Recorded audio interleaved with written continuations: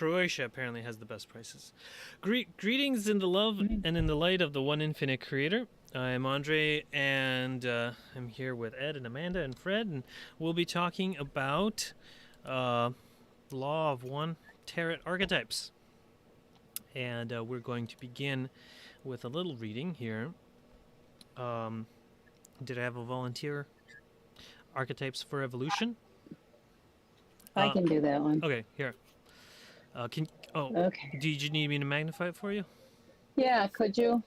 Here. Can you see it? I can. Okay. When the mind when the mind body spirit was first designed for use in diversifying the experience of the one infinite creator, 9 archetypes or general blueprints for evolutionary development were envisioned and set up as general patterns for development of entities. There was a matrix, a potentiator, and a significator planned for mind, for the body, and for spirit. To make an analogy to describe what these terms mean, consider a barren plain as the matrix, a waterfall ready to cause a river to cross the plain as the potentiator, and the final eroded riverbed as the significator. In other words, it was planned that in total free will, the mind, the body, and the spirit of a developing individual would evolve as a result of the potentiator distorting the matrix into the form which we call the significator. I have to get a little closer. Okay, maybe if I make mine a little bigger. Did you want me to read it? Or? Yeah, I'm having problems with reading on the screen. Okay, no problem. So this is the way entities evolved at an earlier stage in our galaxy. The plan for evolution was constructed of 9 archetypes. A matrix of the mind, potentiator of the mind, significator of the mind, matrix of the body, potentiator of the body, significator of the body, matrix of the body, matrix of the spirit, potentiator of the spirit, significator of the spirits. There is a big difference between the evolving individuals from Logoi near the beginning of this galactic experience and those Logoi at the present experience. At a point some time ago, the archetypical mind was refined and the number of archetypical parts was increased. Back when there were only 9 archetypes, the matrix of the mind was not veiled or cut off from the free communication with the potentiator of the mind. Since the matrix corresponds to the conscious mind and the potentiator to the subconscious mind, we see that at this earlier time there was free and complete communication between what we now call the conscious and subconscious mind. This meant that all memory was available to the conscious mind, and all the functions that we call the subconscious mind could be consciously controlled. Some Eastern adepts and yogis demonstrate at present an ability to penetrate the veil between the conscious and subconscious to control bodily processes that are generally thought to be unavailable to the conscious control. At the earlier time in our galactic development, this control by mind was normal. There was such a greater awareness of the workings of the universe that it was obvious to each individual that all other individuals were what Ra calls other selves. There was a much greater understanding that each part of the creation was a subdivision of the one infinite creator. For this reason, there was a much greater harmony of interaction between individuals. At that point in our galactic evolution, it was never suspected by the evolving units of creation that free will could be extended to a greater degree. However, this eventually successfully done by experiment. The veil of forgetting.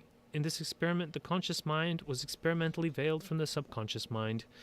The plan that produced the extension of free will depended upon the creation of an illusion concerning 2 parts of the mind that we call the conscious and the subconscious.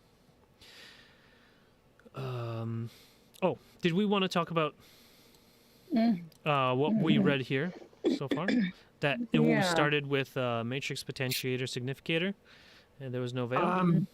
See, I'm a little bit lost still. I understand the matrix, but the significator potentiator difference. Could somebody, like in layman terms, explain the differences? Yeah. Did anyone want to give it a go, or should I? I'll have a go. Okay. Go ahead. Okay, so the bit in there where he talks about the flat riverbed, can you go back up to that bit, dude? The flat riverbed. Yeah, it's just about it's like a river going over a. Okay, right. So there Yeah. you go. There you go. Right. Um, consider the barren plane as a matrix. Yeah. So if you think about that as what you're born into, what you're born with, who you are at the beginning point, the matrix that you are born into. Yeah. Then you've got the it's gone. It's Oh, gone. it's So, gone. Okay, hold on. Okay. yeah. The So then you've got the waterfall. Yeah, being the potentiator. That's basically something that causes you to reach your potential. Yeah, so okay. the waterfall going across the plane will cut in a ridge into that plane slowly but surely, guiding a path through it that you then would get deeper and deeper until you actually it creates a river through the plains. Yeah, which once it's created that riverbed and you've got the river, then that is the significator. That's what you've become because You of the become the process. riverbed. Mm-hmm. Yes. Yeah, the significant. That makes sense. That's a very good explanation. Thank you. Mm-hmm. Mm-hmm. Uh, points for seekers regarding. I was just gonna get it too. And so the significator, yeah. So the matrix of the mind is the conscious, or the matrix is the conscious mind. The potentiator is the subconscious mind, and the what do you call it? The significator is basically the Significant. soul. It is once it's all put together, I guess. I mean, like it's the hero font. It's like once you've integrated your experience. So, okay, you have your matrix, you're born into it. So the potentiator, is that what you talk about catalysts? So we're not. Yeah. There's no catalyst yet. Oh, okay. But without the subconscious veiling, yeah, like what we have, yeah, then that would be essentially their catalyst. Yeah, because they would have been able to communicate freely and communicate with the between the conscious and subconscious. So, in order to get catalyst and have any kind of understanding, then the potentiator is the thing that would guide you to become the significator. Mm-hmm. Yeah, here I got ChatGPT to explain matrix as potential. See yourself as a plain, vast, open, full of potential, waiting to be shaped and influenced by your experiences and choices. Potentiator as catalyst. Embrace life's challenges and lessons as the waterfall that shapes the plane. These are essential for your growth and development. Significator as culmination. Recognize that your current state of being is the riverbed formed by the interplay of potential and catalyst, a sign of your evolutionary progress. So, strive for integration of your conscious and subconscious. Okay, make an image for it.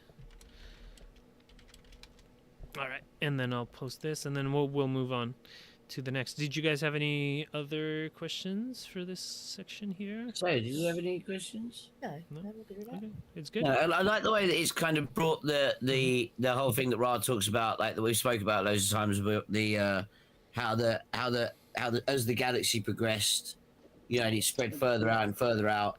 The Logoi kind of changed as it went along. Their experimental processes kind of changed, and like how initially all you had was essentially balancing those two things in order to form the riverbed that you needed to become. But obviously, as the universe, as the galaxies spread, and then the veil and these other aspects were then brought in. Mhm.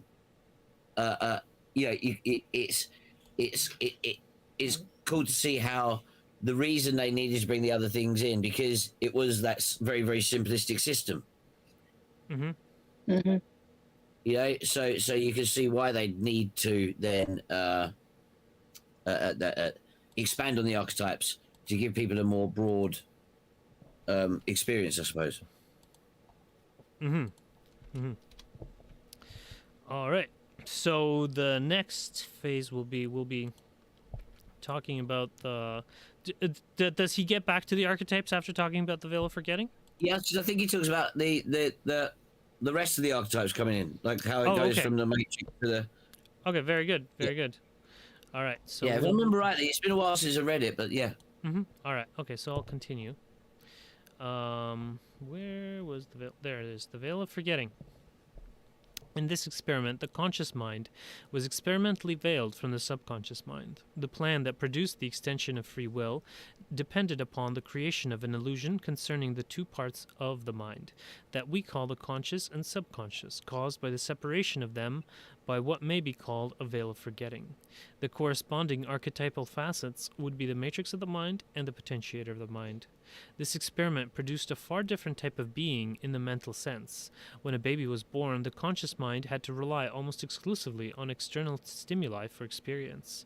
It was almost totally cut off from its subconscious. You might say that these entities, like ourselves, had to develop their opinions about their environment based only on what assaulted their senses in the new physical life. They had no memory of the previous incarnative experience or any of the other knowledge that we have gained as a product of their evolutionary growth. There was a general mental bias that was the individual's basic essence, but intellectually they were strictly cut off from their previous awareness. And just wanted to add that this is the same kind of veil that they talk about in Christianity, where there's a veil between God and man. Because So, consequently, it follows that many individuals did not recognize the unity of the creation and did not look on their fellow man as another self. From this experimental mental veiling process came a tendency in some entities to reduce their service to their fellow man. In fact, a rather sharply delineated polarity of mind emerged from this veiling, of the matrix from potentiator, the concepts of service to others and service to self. Prior to the veiling, both service to others and service to self were quite apparently necessary, but since all other selves, other people, were seen as part of the one self, totally denying service to another was not envisioned. However, after the veiling process was in force, the attitudes of these two types of service began to much more sharply divide. Some individuals, because of their inability to see the unity of all things, chose the path almost of total service to self. Thus was born the mental bias that we presently call evil. Since this mental distortion was a product of extending the first distortion, free will, it was seen by the creative consciousness that produced it to be of great value in increasing the intensity of experience in the creation. In fact, there was widespread approval of this extension of free will, so much so that it is now the standard evolutionary technique. It's one of the standard evolutionary technique. You can also be service to others.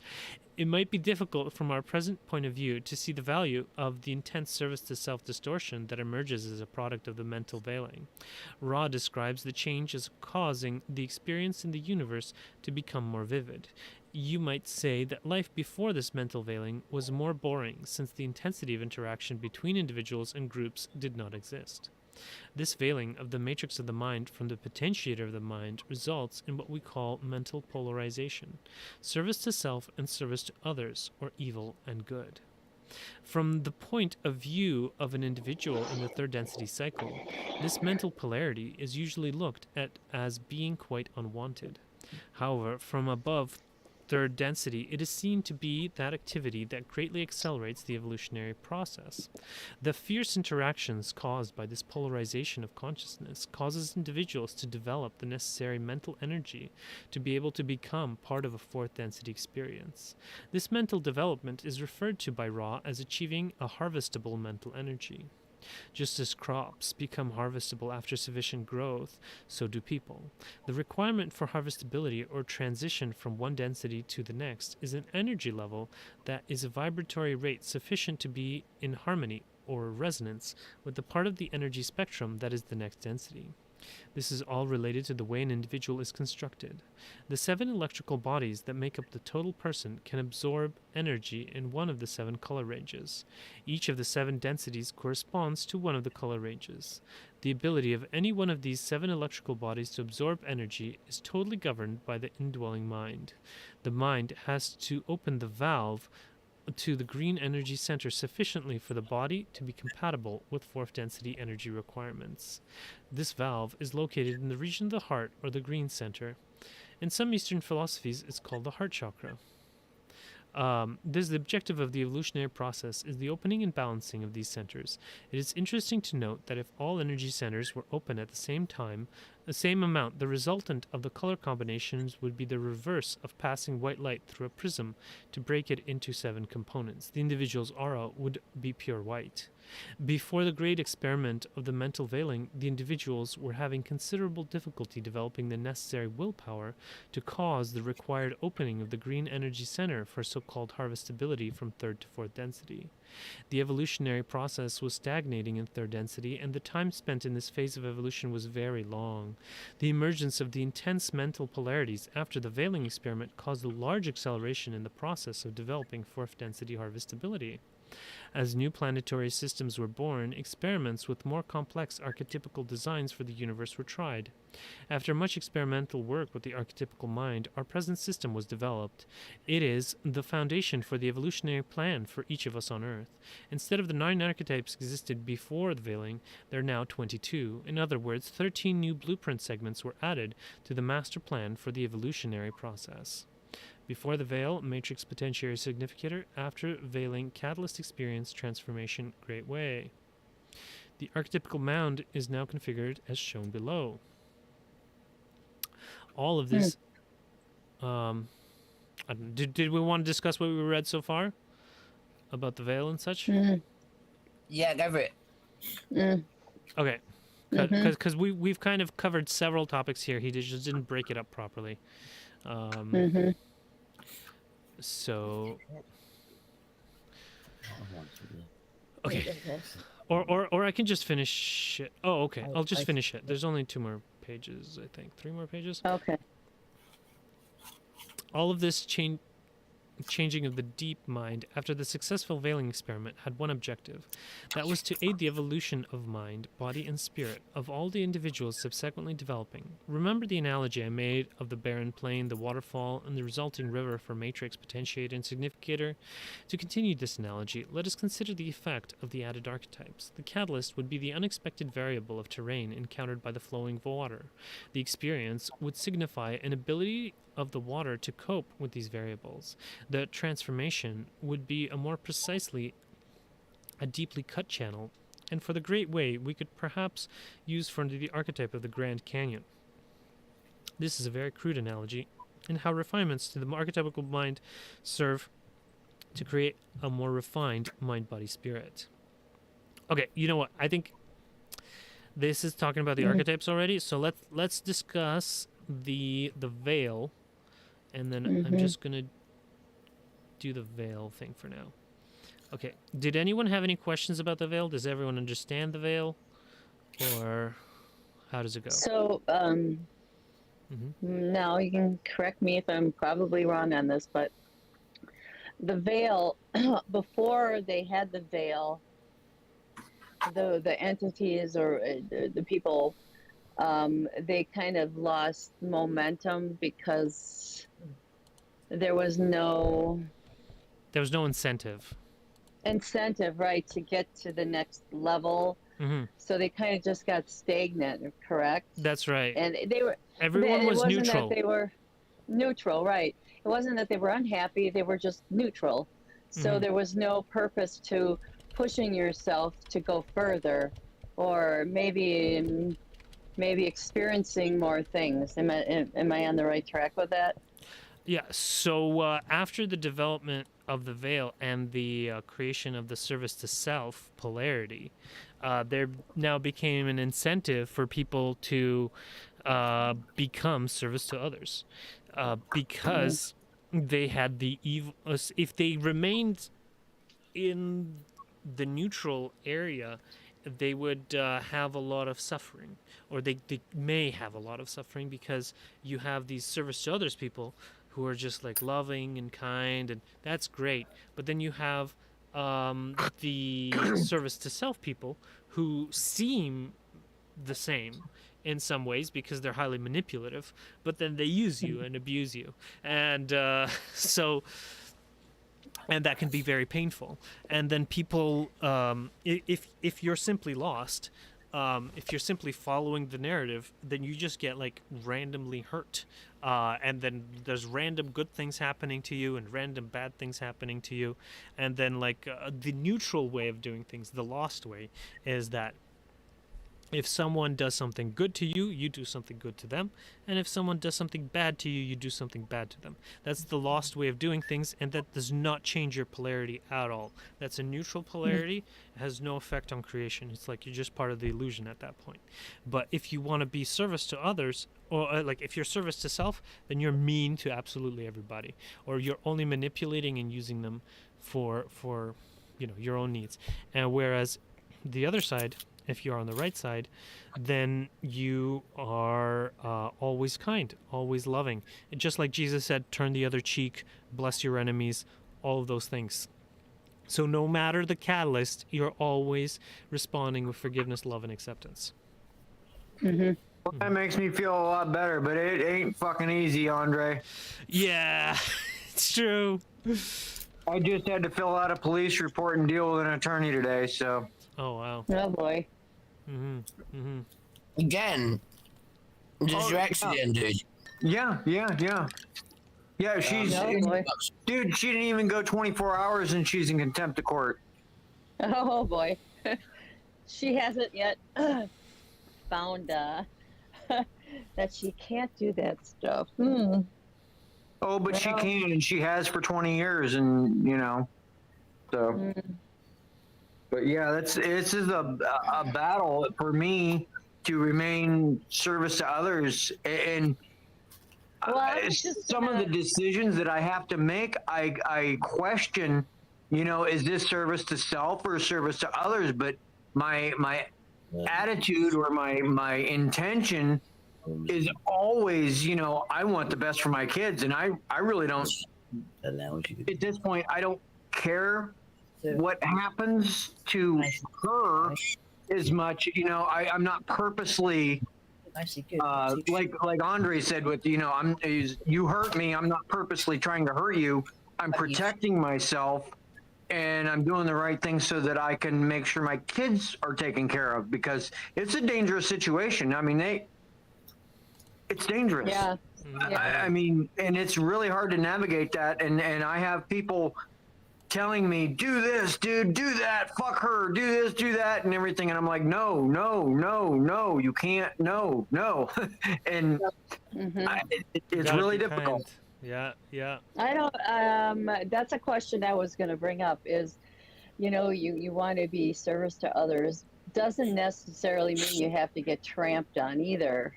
From what I understand, Well, am I right in that? no, well, I mean, you see, like, look at Jesus. Jesus, he had no wisdom. He was a pure fourth density. And, well, he did get tramped on. He was murdered. He was tortured and murdered and killed. And he allowed that to happen. And he loved and blessed his enemies anyways. So for the vast majority of humans who are in third density, which is like 90%, and they do not have wisdom, that is the proper approach, but there is a difference. There is a difference between... it's not quite a doormat in the sense that, because there is the in the orange ray, right? So there's a difference between being so if you're in a submission domination relationship, then that is a service to self polarization relationship, and the orange ray is blocked. Now, if you're a service to others, you have to recognize the divine within yourself and the other person that you are in a relationship with. And so you are not a doormat in that sense, because you're not just going to do whatever the other person says. You're going to think about, is this service to others? You recognize the divine within yourself.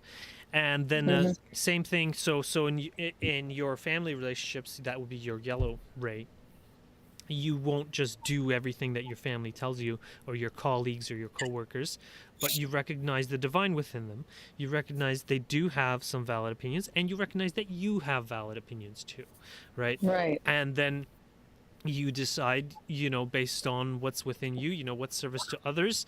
If, there's like a majority of people and they want to service, then it's service to others, right? Like, yeah, you make that call. And then you also have to bring that up to the heart. And then at the heart level, you recognize the divine not just within yourself and your coworkers and your family, but in all beings. You recognize that all beings deserve life. There's no other that you can genocide or whatever. You have to respect the life of all beings. Mm-hmm. Go. Yeah, Amanda. No more genocides, okay? No more no more genocide. Okay. All right. So, let's see what we got here. It says understanding the veil, polarizing harvestable energy centers, service of the path, great experiment, the choice. Okay.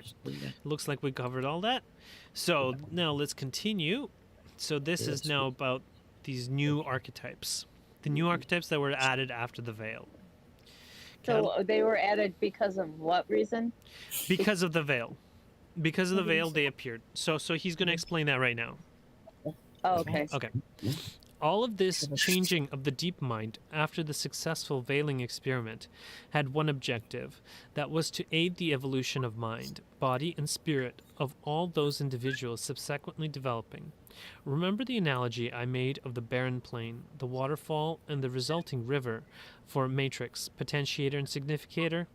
To continue this analogy, let us consider the effect of the added archetypes. The catalyst would be the unexpected variable of terrain encountered by the flowing water. So the catalyst is the unexpected variable terrain encountered by the flowing water.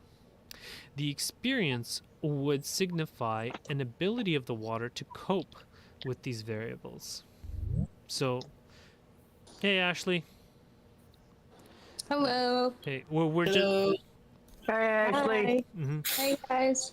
We're going over the evolution of the archetypes. Mm-hmm. So yeah, you might want to click on the text so you can see it bigger if you want. So the catalyst would be the unexpected variable terrain encountered by the flowing water, and the experience would signify an ability of the water to cope with these variables. The transformation would be a more precisely and deeply cut channel. And for the great way, we would perhaps use for an archetype the Grand Canyon. This is a very crude analogy to indicate how refinements to the archetype mind serve to create more refined mind-body-spirit. These changes of the archetypical mind are said by Ra to make the mind-body-spirit a complex. Therefore, before the veiling process, individuals were referred to as mind-body-spirits, and after the veiling, as mind-body-spirit complexes. You will note that there's an additional 20-second archetypical facet that is singular. It is the choice. This refers to the choice of polarity and represents the primary objective of the third density evolutionary process.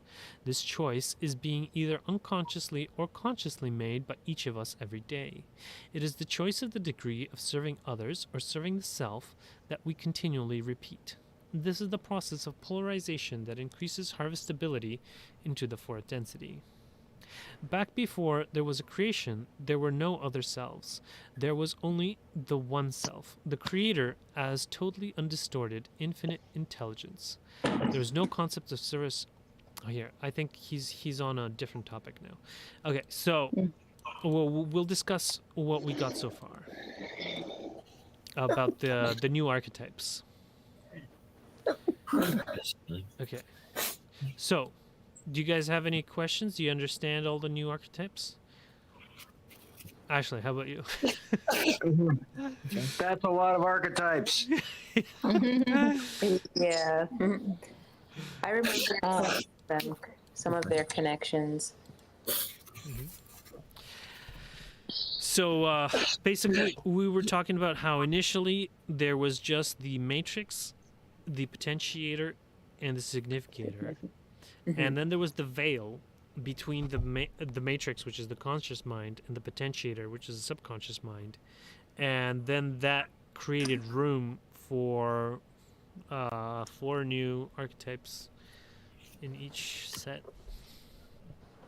and then plus the choice, so 13 in total. Okay. Okay. So, So when a mhm, catalyst comes up, you have the choice to go to either work through it. A catalyst to me is it makes you move.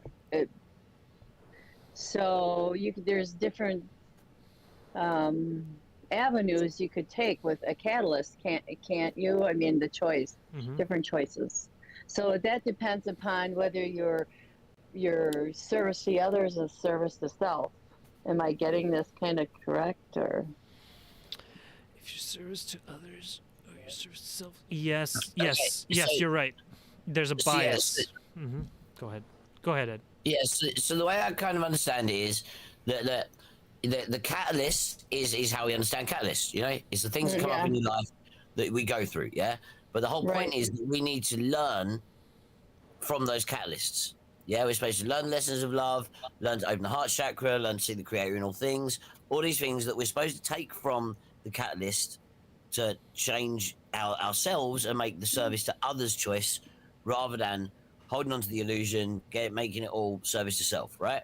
So Hmm. um, the catalyst is the force of change. Like I said, it's the landscape that the river's got to work its way around. Yeah. Yeah, but then Hmm. the next one, which is the experience, I believe. Yeah, that's Hmm. the learning from the catalyst. That's the learning the lessons of love. That's the seeing the creator in all things. That's the opening the heart chakra, the reasons that we're here, kind of thing. Yeah. Hmm. So the choice, which is the full card, yeah, that's basically what gives you, that's the polarity. Yeah, it's either one way or the other. Yeah, like Right. your choice here is to either take that step in faith or to turn and I don't know whatever. But the point is that's the choice that the service to self, service to other, to remain in the matrix your whole life or to To use the move catalyst forward. to become the significator. You know, Mm-hmm. yeah. That's pretty. Yeah, I think this is really good to go through because when we're going through the law of one, I was completely. I mean, I kind of understood just tidbits of it, but I was lost. I was like, I don't know what the hell they're talking about. Yeah, it was a little convoluted. I think it might have been because Don was going through his own process that we weren't Yeah. aware of, and this is, this text we're reading is basically the result of his process, and when you put the two together, it makes a lot more sense. Yeah. Mhm. And so the catalyst is the terrain, and then the experience is how you deal with the terrain. Oh, okay. And then you're back at significator. So the significator is when you've integrated it kind of into your soul. You're aware of the catalyst and how to deal with it, and now you've integrated it into your soul, and then that causes the transformation. And the transformation is, well, he was saying you make the canal deeper or whatever, or say if you were a Victor Schauberger kind of guy, then you would be placing rocks to give a proper vortex of the river. And then the Great Way is how things have changed after all is said and done, and now you have a new starting point for the next. The next. The next. Okay. Here, That all makes really good sense, and I can, I mean, probably all do see examples in our life where that's worked that exact way. My question would be, with the catalyst, what is the main or the source cause of the catalyst that we experience? Because we all experience different catalysts. Of course, we're all different, but is there a um, is it a pre-incarnative thing or circumstantial, environmental? What causes each catalyst in the way that it happens? Or do we make them, like he said, pre-incarnative, make the choices of what we want to do and how we want to do it? And Well, I think it might It's a be bit a of both. combination. Yeah. Like, Mhm. but Both. basically, catalyst only happens because there is the veil, if I understand it correctly.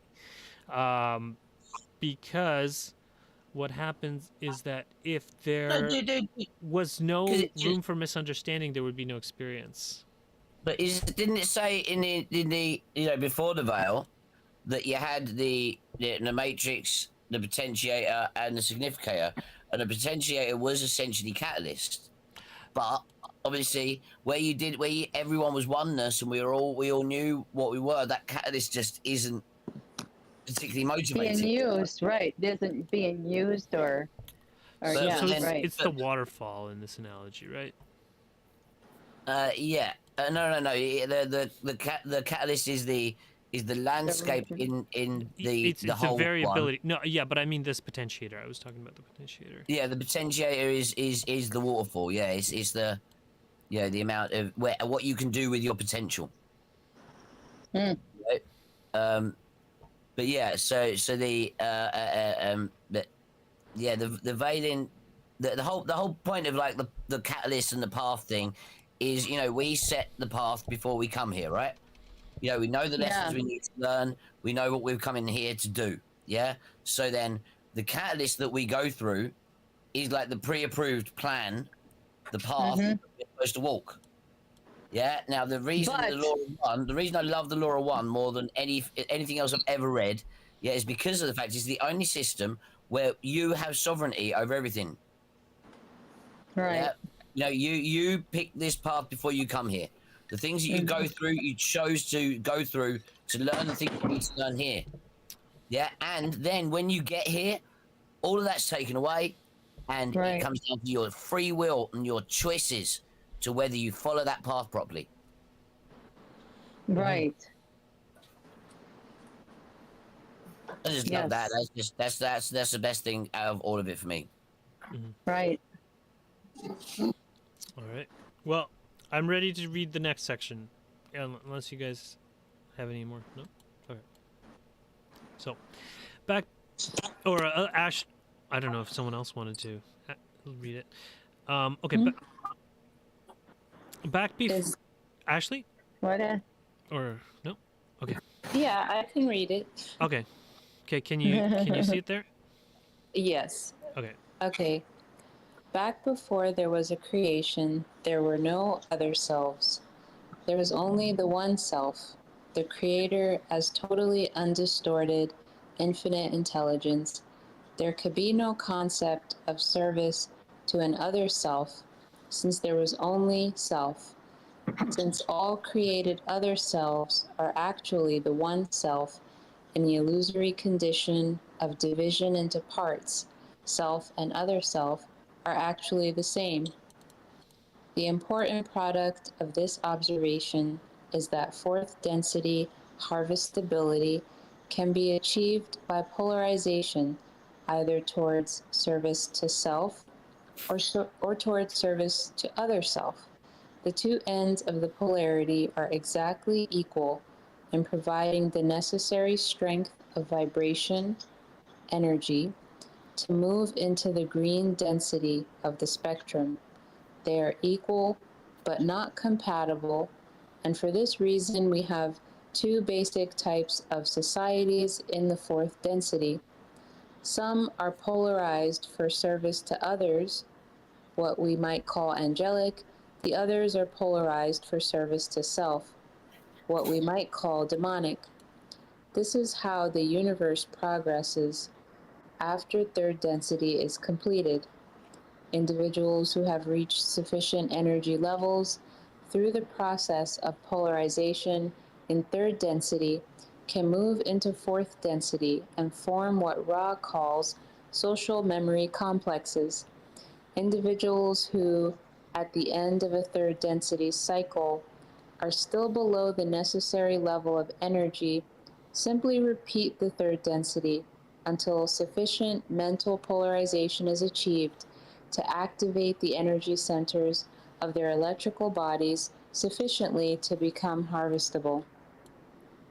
Presently on Earth, there are two basic types of people: those sufficiently polarized for harvestability into fourth density, and those who are below the required level of polarization.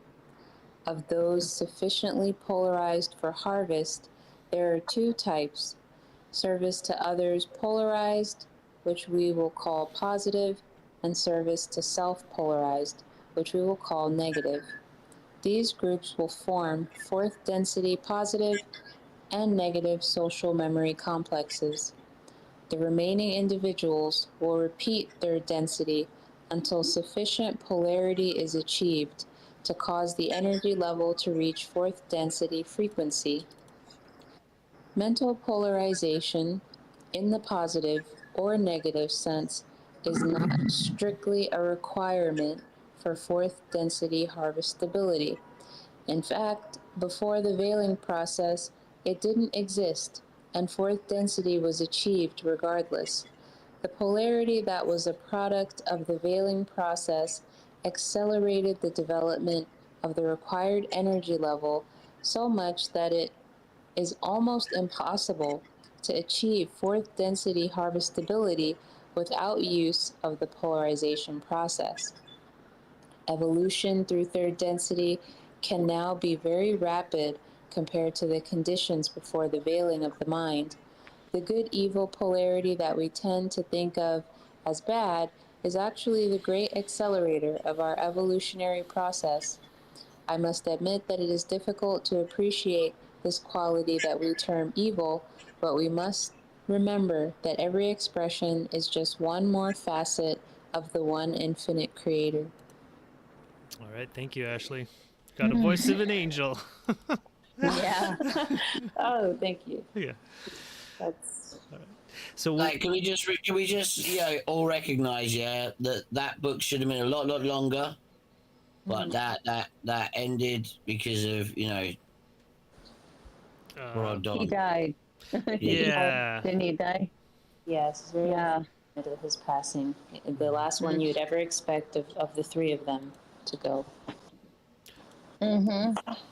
It's very, Well, I don't very know. I don't know if it was the last I'd expect. Like, because it seemed like from reading the books, it seemed to be going in the wrong direction for me personally. I have to say, after the cat one, I thought there was definitely something seriously wrong with him. Like the So, cat. What do you? so I'm unfamiliar with what books.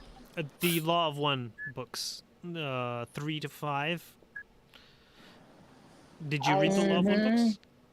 So I'm in the main Law of One book, Volume 1, that's on like LO Research. That's a good one. Yeah. I'm reading that one, and then it says there's a Volume 2, Yes. which in the past I got up to like session 70 something, and then I started the sessions learning it again with everybody.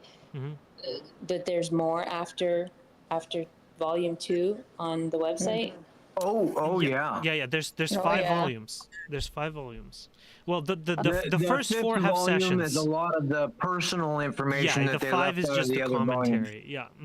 So there's 4 volumes, and the first one and the first half of the second one is pretty good, but then the polarity starts to get distorted, and the content becomes more questionable. I mean, like Ross still does a good job, but it's just Dawn's questions become problematic. Yeah. What do you Say, think? Was going through his psyche at that time? What made him? It's almost like in a negative space. I don't know. I have an opinion on that, but clearly the cat. I mean, It's no, it actually makes sense to me. It's clearly the so cat. from what I did read, he has had a lot of childhood trauma that caused him to repress certain things from that childhood abuse and so on. And so he's had a history of not expressing his emotions, not dealing with those emotional wounds and scars. And I think that negative polarized beings played on that, and he began to have paranoia and descend into a depressed mentality. So he was really going through a lot psychologically as a result of unprocessed emotions and traumas. And they just, the negative polarity just had a field day with that. So that at one point he got to the stage where he didn't even trust Carla and Jim, didn't trust their love and affection, and he was just tortured. But on the exterior, he's a genius, engineer, highly educated, pilot, investigator, doing all of these amazing things. And you would never expect that this is someone who would succumb to mind games, essentially. But in earlier sessions, and it comes up in volume 1, when when he talks about, is it beneficial to cultivate a self that is very stringent, in control of their emotions, and limits how they express themselves emotionally? And Ra was like, no, that's actually not a good thing to do. I was kind of like, okay, that's a personal question, and I see where they might be suppressing themselves and so on. So it's unfortunate because that was trauma. That was painful, and he didn't have anybody that he felt like he could open up to, even though they were right there. Jim and Carla were right there. But that's the thing with psychological trauma. Right. Yeah, I agree with you totally, Ashley. And that points to a couple things. With the this was in 1981 to 84 that they were doing this. There was no such thing as the internet. They didn't have Therapy. the amount of spiritual material that's available to people like us today. Plus, they didn't have the understanding of psychology and trauma and doing those things. They didn't have the tools that we do today. And this plays on my mind because I have done the same thing in my life, my whole life, where you just 100%, you're a man, you suppress that emotion. You don't show emotion. You don't cry. You don't complain. You just get up, you work, you do your thing, and you don't act happy. Don't act sad. Don't act, this way or wherever. That's how I was, pretty much raised. And after, things started to change, I guess, probably like 2017, 2018 for me. And I started diving more into different spiritual materials. And then after finding this, it really changed my mindset on how you're supposed to just display yourself and project yourself. There's nothing wrong with having a memory and going through something that happened to you and understanding in a way that you re-feel that and actually express the emotion. That's healthy. Yes. And I've since I've been doing that, okay, so what? I've literally sat at my table in my kitchen and bawled my fucking eyes out because of shit. Okay? Yeah. But I've also been super fucking enraged and like angry and like angry to a level that is like I've never had experienced until a couple years ago, the emotion of anger to the point where somebody says, "Oh, I saw red." Well, that's actually a thing. It is. You will veil your vision in red. if you're that angry. I didn't know that was a thing, but it is a thing, and it happens for a reason. It's because when you're feeling those extremes of emotion, you also have to remember the other opposite end, the opposite polarity of that extreme is there too. So if you know that and you can experience that and you know, be okay with yourself and not beat yourself up and not be self-judgmental and everything when you're experiencing those things, you of course you got to do it considerably, not hurting anybody else or not causing trauma to anybody else. But that was actually really hard for me. I feel bad for the dude. I really, when I read about things that dealing with Don and how things went down when he did die and everything, dude, I totally feel for that dude. I understand the paranoia. I understand the diving into the aspect of, okay, I'm doing this good, so that means I have to get attacked. I have to prepare myself. I have to be, you know, whatever. And it is a very strange balancing act that you end up conducting, it seems. I don't know how else to describe that, but yeah, go ahead, Andre. I'm sorry for going on. Okay, so I actually talked to people that know Don, and they explained that he was worried about his work because his company was going out of business and he was the only moneymaker in the family. And so that was a very stressful aspect of it, and it was certainly enhanced by negative greetings. Another issue was that he was a fifth density wanderer, not a sixth density wanderer like Carla and Jim.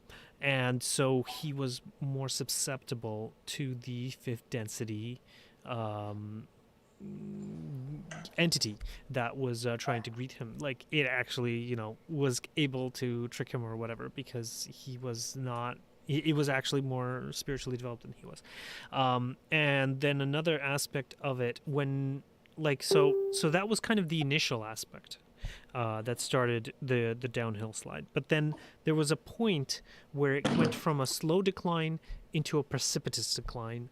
And that point was when he and Carla had a conversation where Carla said that, oh, let me be the strong one and you take on my vulnerability.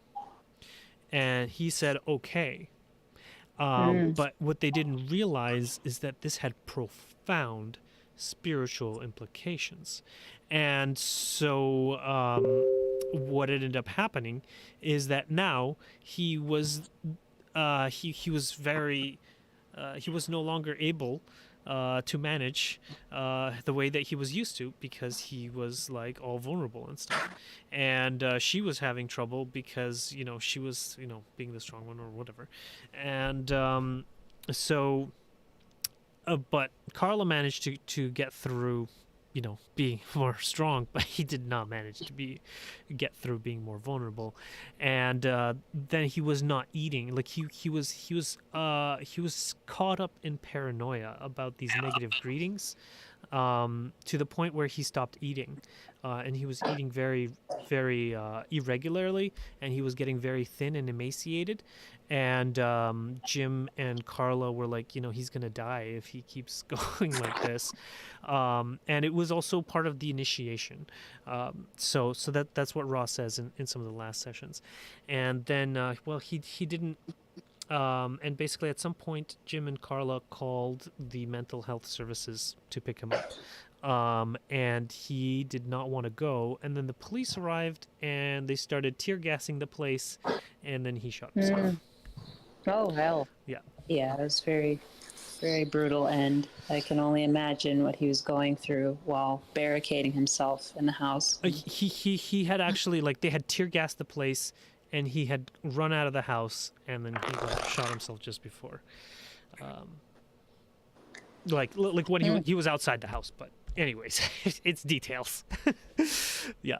But I think that personally, like my intuitive sense, though could be wrong, was that he was like, if they take me to the insane asylum, then everything that I've worked for is going to be under question.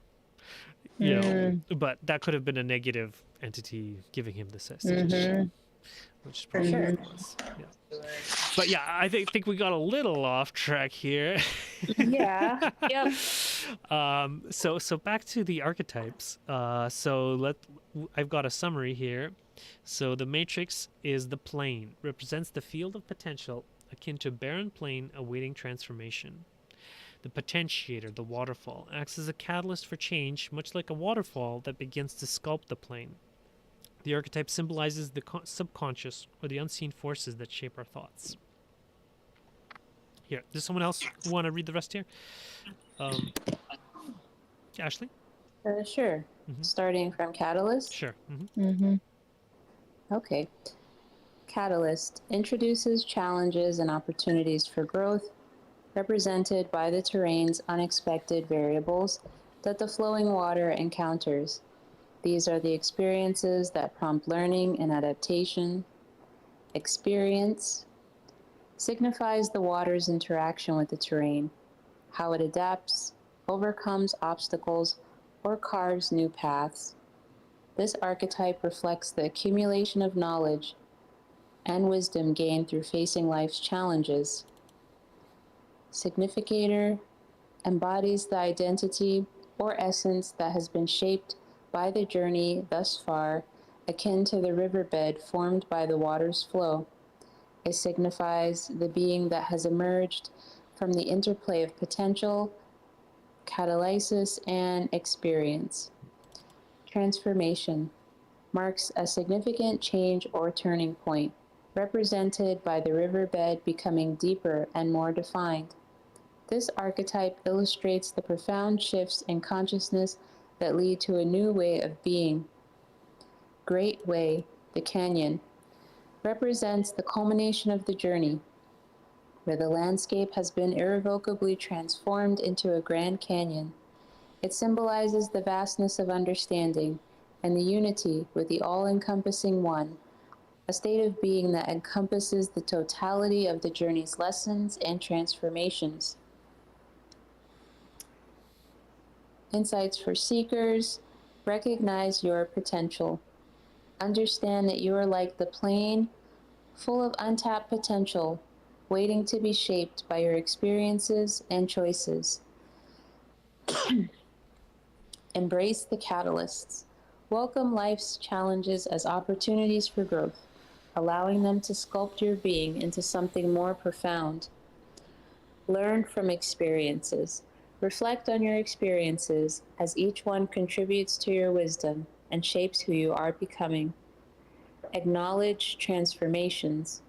Be mindful of your transformations, recognizing them as essential steps towards realizing your true essence. Aim for the great way. Strive to understand the breadth of your journey, seeing each step as a move towards a deeper connection with the cosmos and the one self. By contemplating these archetypes and manifestations in your life, you can navigate the path of personal evolution with greater awareness and purpose. Great. Thank you, Ashley.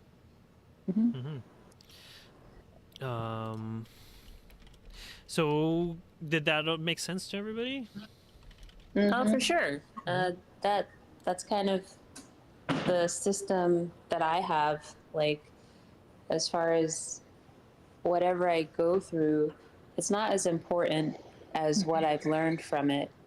Over the years, I've sort of condensed my memories, but what I've attained from them is the character and the quality and the lessons. So I don't actually remember the memory itself. Maybe it was painful, maybe it was stressful, maybe it was frustrating, but that doesn't matter if I learned a new level of patience or a new level of compassion or a new level of understanding the brothers and sisters. that's all that I take from it. And so if you're in a situation that's unfavorable and you're going through catalysts, I feel like a healthier redirect of energy is to think, okay, what is this trying to teach me, and what can I learn? And that helps me out, because once you can take something from it, then you don't see it as just a waste. Agreed. I agree with that. Yeah, 100%. I found that like that learning that whole kind of just take a step back from no matter how bad you feel, no matter how like bad everything is, take that step back and kind of take the minute to kind of transmute that feeling, to kind of always realize that you know it's all just catalysts. There's always things to learn. There's always things. This is just something that you need to integrate and overcome, rather than let these things become trauma and cause cause the problems, because overcoming catalysts is important. You can that's one of the things that leads to cancer and whatever else, like you're not dealing with those things. So it's important that we do. Also, can I just say about like the path that this lays out, the how to kind of the step-by-step stages that you've got to go through, that are represented by those archetypes. I think that the thing that really gets really incredible when you start looking at this is the fact that you split the tarot, the major arcana, up into 3 sections, and essentially each one of those cards represents these things. So this gives us a really good way of understanding the process we're all supposed to go through, and step by step everything's supposed to be to follow these things. But remember that this is just the kind of the key for understanding how Ra's tarot works, as it were. So when you start looking at it that way, not only is it a beautiful way of describing Ra's system of of ascension mechanics, but it also just the best way, in my opinion, of understanding how the archetypes of the major arcana work. Because for the mind, body, spirit, you've got 3 separate cards that all represent the matrix, and because you understand it that way, you think about it as the initial potentiation that you've got at that starting point. Like I said, what you're born into, or the specific thing that you are as you're born. That's the like I said, all the major arcana really kind of fall into place when you just think about what they are in terms of this system. And then thinking about it from mind, body, spirit, it turns it into 3 really easy to understand stories, rather than 22 odd cards or whatever it is. So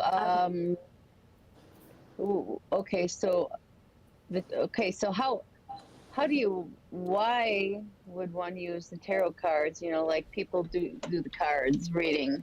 I mean, what is the purpose to that? I mean, I don't. It's the purpose is to provide clarity on the energies and consciousnesses surrounding a situation. When someone has a query, the reader is tuning into the energies, and the archetypes are displaying those things that are maybe hidden from the person asking the question, about their motives, about their mindset, about what's driving them, about what's coming towards them. So because of the nature of these archetypes as really deep energetic symbols, you can see things very clearly in the mind, body, and spirit.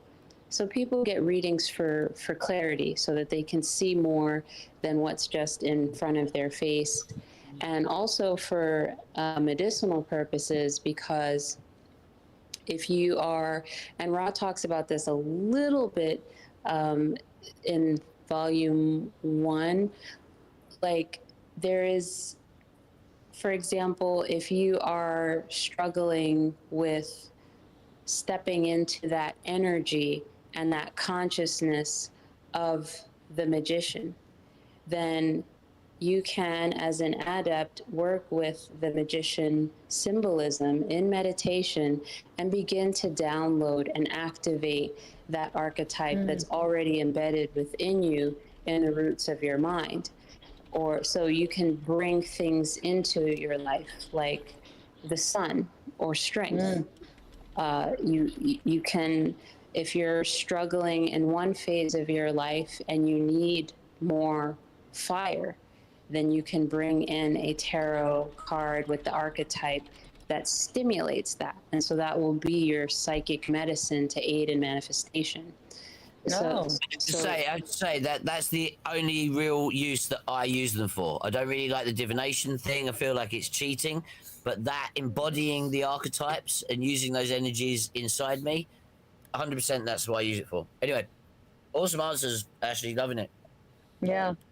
Yeah, that's for me. I don't do it all the time, but if I want to get a snapshot of the energy surrounding a certain situation or a certain decision, then I will do a spread, and it'll give me insights. I don't do it all the time. I wouldn't recommend it because, well, I personally don't feel the need to, but there are some moments where it's like, okay, I've exhausted all different angles of perception on this specific issue. Now I want to take it a step further and see what's going on in the unconscious, in the deep. Then I'll go to the cards. And as it relates to other people, like doing readings for others, which I find can be a very beneficial service. It allows you to give them a view into themselves that maybe they can't perceive at the time. So it is a way of being of service. I've definitely seen people who've benefited, and there are those who, when they see certain things that they're like, oh, I didn't know that was there, then they can make changes to maybe circumvent a catalyst that's coming up, not to circumvent the lesson, but to find a way to get the meat of the lesson or the treasure that would have been found within that catalyst in a smoother way. So it's there's that aspect of it too. Sometimes you don't want to have the really intense and painful experience to learn the lesson. Sometimes you can do it with love and awareness, and the tarot can show that as well. Well, that explains it all. Because I'm like, well, why are they doing that? I don't know. Well, I know that the in the Law of One, it talks about how the archetypes are meant to be understood in order from 1 to 21. And then they say that it was the Chaldeans that came up with tarot as a divination, and they actually used the 52 card deck. And then someone put the two together. They took the major arcana from Ra's Egyptian thing, and then the Chaldeans 52 card deck, and that's gives you the 78 or whatever it is. But what I really wanted to mention was that I've been working with ChatGPT here, and I managed to get it to make an accessible story to make the archetypes make sense. So I don't know if Ashley, you wanted to read it, or if I should. Sure. Okay. Since you put it together for us. Okay, thanks. Thank you. Mhm. In a quaint town nestled between rolling hills and bustling streets, there lived a young architect named Sam. On a particularly sunny Tuesday, Sam embarked on a journey that encapsulated the essence of the archetypes, and all within the span of a single day. Matrix, choosing a field of study. Sam's day began with a blank sheet of paper on their drafting table. Today's task, to conceptualize a new community park. The paper represented the matrix, the field of all potential designs and ideas waiting to be brought to life. Oh, that's nice. I like that. Potentiator, education. As Sam pondered over the paper, their mind wandered through years of architectural education and all the designs they'd admired. This reservoir of knowledge and inspiration acted as the potentiator, ready to nurture Sam's budding idea. Catalyst, internships, entry level jobs. The phone rang. It was a call from a community leader urging Sam to consider adding a sustainable water feature to the park. This external stimulus served as the catalyst, challenging Sam to integrate sustainability deeply into their design. Experience, career progression. Throughout the morning, Sam sketched, erased, and resketched, drawing upon past experiences with similar projects. Each line on the paper was a testament to their growth and learning, an embodiment of the experience archetype. Significator, achieving expertise.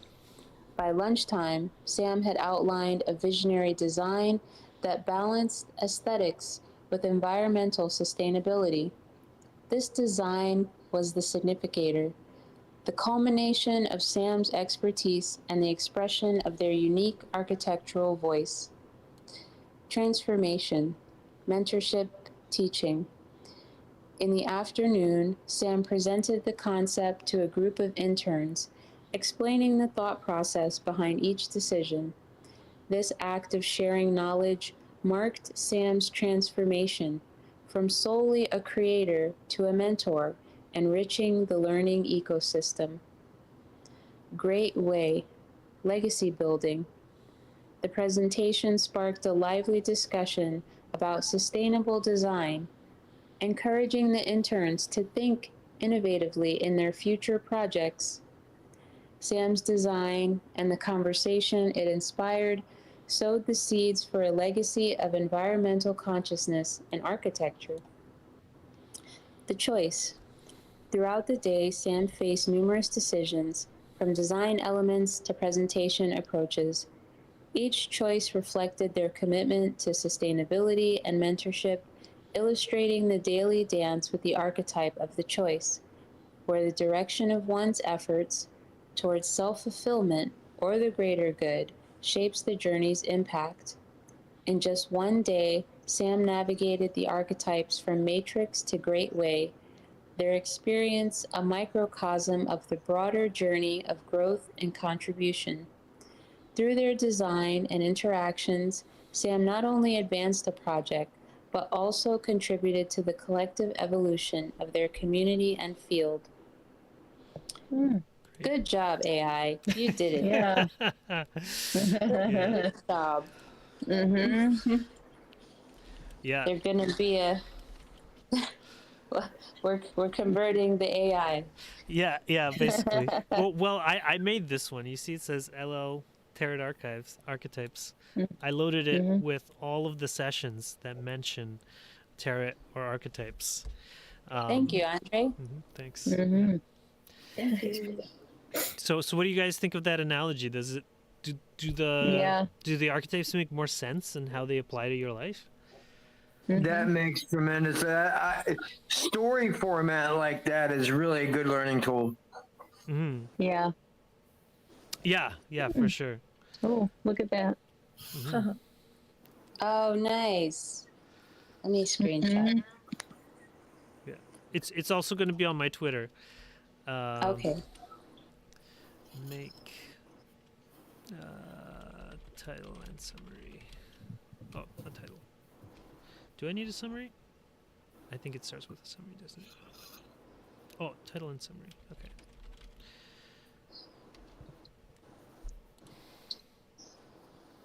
That's very cool, Andre, dude. Thanks. Yeah. Yeah. Well, awesome. Yeah, I found that parables are just the best way of. I'm really liking your Godbot, dude. It's getting better every time you play with it. Thanks. Yeah, it takes a little practice, but it works. Yeah. Robo Raw. Yes. Come on. Robo Ra. Yeah, that's Oh, basically you what it gotta is. make a picture of that Robo Ra, see if it comes up. Here, I'm gonna download I gotta this. see. Okay, I can generate an image of Robo Ra after this. Oh, you so Okay. should. Oh my That sounds like a good license plate. Robo Ra. Right? It does. Yeah, in Canada, for some reason, they don't allow, what do you call it? Vanity plates. No, they allow vanity plates, but you're not allowed to have religious content in them. Oh wow. Would they know that was religious? Yeah, they might not know it, but still. It's not religious anyway. It's philosophical. Oh right, yeah, I guess you're right. Yeah, no mention of I God. just might change. Yeah. I might just change my Mustang plate to Robo Ra, Mhm. or just plain Ra. Okay, now make an image of Robo Ra. I'm so excited. I want to see what that's gonna look like. Yeah. Here, but while we're waiting for that, I actually had it do several other ways of explaining it. So plant growth cycle, the matrix, the seed, contains all the potential within it, waiting for the right conditions to sprout. The potentiator, soil and water, the nurturing environment that provides the seed with the necessary nutrients and moisture to begin its growth. Catalyst, sunlight, the external energy source that stimulates the seed to break through the soil. And I guess this would also include any like environmental factors like animals or rocks and things like that. Experience, the growing process, the stages of growth from a sprout to a mature plant facing challenges like weather and pests. So I guess that's where it's dealing with the weather and the pests. Okay. Significator, flowering or fruiting, the mature plant that has fully developed and shows its true form through flowers or fruits. Transformation, harvest, the process of picking the mature fruits or flowers, symbolizing the achievement of the growth cycle's purpose. And the great way, the cycle begins anew. Seeds from the fruit fall to the ground or are collected for the next planting, symbolizing the continuation and expansion of growth Oh, into new beginnings. okay. So in high school, this is gonna be. This kind of goes along with the seed. We had to do a painting of whatever. So I painted a dandelion from growth, and it went through the stages and all that, and went back down, and the seeds falling and all that. Wow, there you go. There you go. It worked. Yeah, I think the image should be ready by now. There you go, Robo-Ra. Oh! Yes. I like the Wow. all spark at the center of his chest. Yeah. Oh, there you go. Or I love the or halo. From, yeah. It's Or the giving Star energy. Wars though. It's giving Star It Wars. does look like Star Wars. Yeah, it looks like R2D2. Mhm. R2D2. No, R2, C-3PO. C-3PO. Or C-3PO. There you go. Yeah. Yeah. C-3PO. With Ah. the hieroglyphics all over it. Oh, To yeah. make it look more at that. Egyptian. Yeah, and then you got the, Oh, they got the pyramid in the background. pyramid. What is Okay, so now you need to get that, yeah? We need to animate it and then get it to read the raw material. Oh, there you It's like go. an animated Robo-Ra cartoon. Oh, Yes. I'm liking that. Yeah. And there's people that could do that. Like, Yeah. I think Yeah. it's called rigging or something, where you get like a virtual and they'll talk and stuff. Move around. Yeah. Now, why does his right hand have 6 fingers? Because it's Because it's an AI artifact. they have trouble with hands. Really? Yeah. yeah, I crack up when I do AI art and like they do the 4 fingers or they merge them, like they merge the index and thumb a lot. It's hilarious. I'm like, you're doing your best, thank you, but hands. What? Wasn't the Nephilim have 6 fingers, or am I just not remembering that I've correctly? heard that before too. Okay. Well, really, if you believe the Arcturans, then all of the kind of computer and AI technologies have all kind of been put here in human heads to give us a kind of digital version of the subconscious anyway, apparently. So who knows? Could be anyone. There's lots of races with 6 fingers. Yeah, and you know, there's Amish with 6 fingers too. That they have polydactyly. It happens. The Amish do? Oh, like Oh, yeah. it's from founder effect. You know, one of the founders had the gene for extra fingers, and so and the Amish are super traditional, and they don't believe in like stuff like genetics. And they're like, the Bible says you can marry your first cousin. So, well, it leads to some consequences. Yeah, right. Right. Yeah. We like mutants. We have 9 fingers. Yeah. But yeah, third cousins apparently is the best. But you know, you can't get that through to an Amish because it's not in the Bible. Cousins, that's the one you want to go for. That's what I always go for. Didn't Einstein marry his third cousin or something like that? So did Elvis. What was that, Fred? So did Elvis. He married a third Elvis cousin. Einstein. Seriously, was that what they called the kid? Elvis Einstein. No wonder we've never heard of any of his scientific work. I think Elvis married his first cousin, didn't he? Oh, okay. Yeah. That's more likely, I think. Because getting your third cousin is hard. Like, I actually have third cousins. I've never tried. Well, but I've picked out third cousins I for don't my know. kids. I reckon my third cousin would be easy. Seriously. Little boys, though. Yeah, seriously. The guy's a complete slut. You'd easily be able to get him, Andre. No, I mean, because you have to know your great grandparents, and then their children, and then you have to have a family tree, and then so I only know my great grandparent, you know, because we just don't have any records beyond my great grandparent. So wait a sec. We could all be in relationships with our third cousin and we wouldn't know. Right. Whoa, that's weird, dude. Nice to meet you. Well, Yeah. I mean, some countries keep more detailed genealogical records, like Iceland. Iceland, you can easily find out how closely Because related. there's you are. only like about 20 people that live there.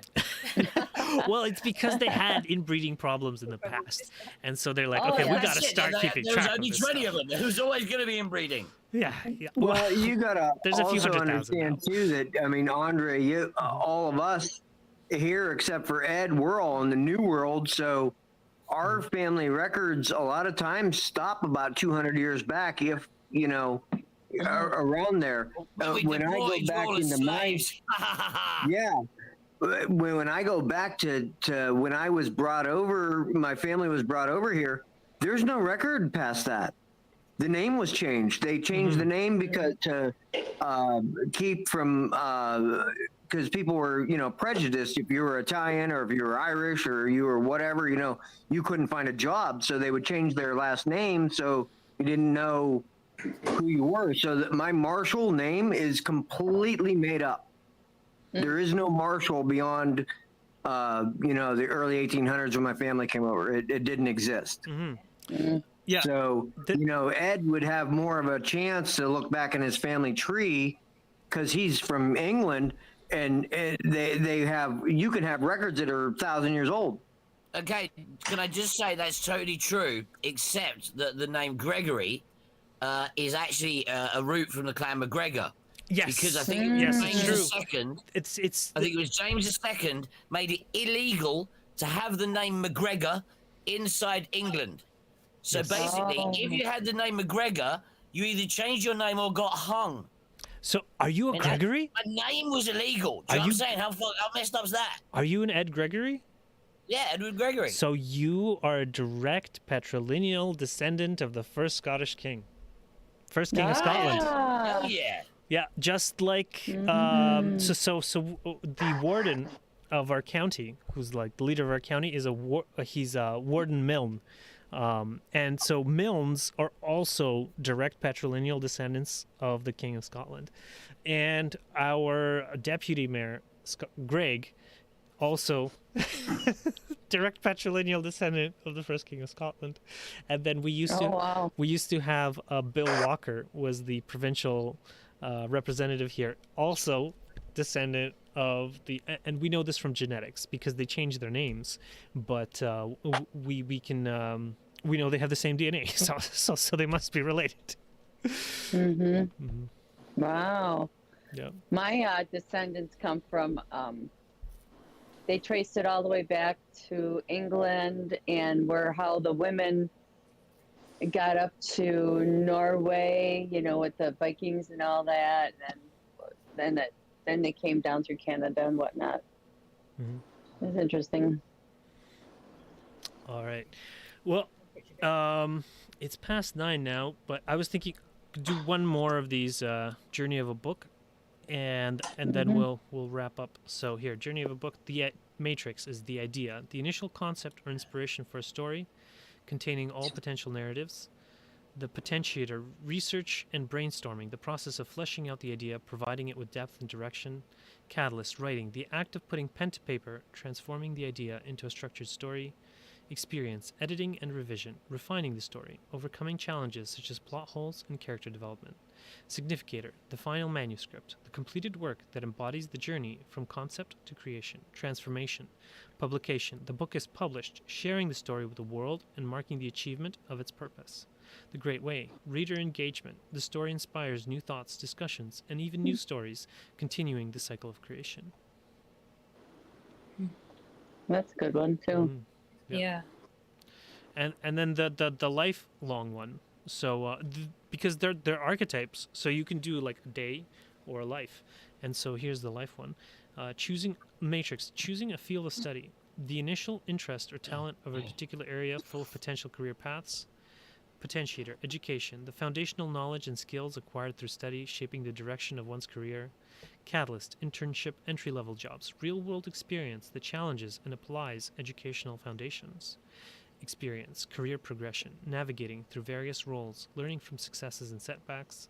Significator, achieving expertise, becoming a seasoned professional or leader in one's field, embodying the journey of growth and learning. Transformation, mentorship teaching, sharing knowledge and experiences with the new generation, contributing to their growth. Great Way, legacy building, the impact of one's work and mentorship fosters growth in the field, inspiring and enabling new beginnings. So there's a kind of Oh, pattern wow. to it. Mm-hmm. And I guess next week maybe we'll figure out the difference between mind, body, and spirit. Yeah, There I you think go. the pattern is clearly kind of the whole point of the archetype is you can apply it to anything.